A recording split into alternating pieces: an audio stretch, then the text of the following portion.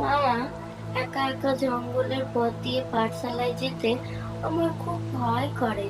সবার সাথী আছে, আমার কেন নেই গো?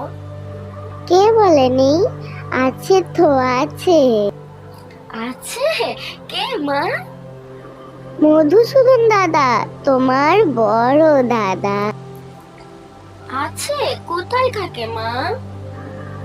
বনে। বনে?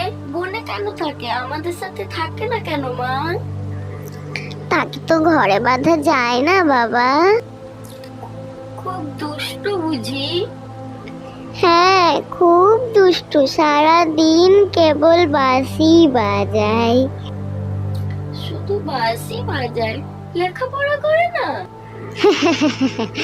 বাবা, সে খুব জ্ঞানী, তার লেখাপড়ার দরকার পড়ে না গো। আমার সাথে দেখা হলে দাদাকে আমি আমার বাড়িতে নিয়ে আসবো। বলে দেখো, আমার কথা তো শোনে না। তোমার কথা যদি শোনে, এখন পাঠশালায় যাও বাবা, দেরি হয়ে যাচ্ছে, গুরুমশাই রাগ করবেন। তাহলে আমি এখন আসি। এসো এসো, আর ভয় করো না। যখনই ভয় পাবে, তুমি তোমার মধুসূদন দাদাকে ডাকবে, মনে থাকবে। থাকবে, থাকবে মা।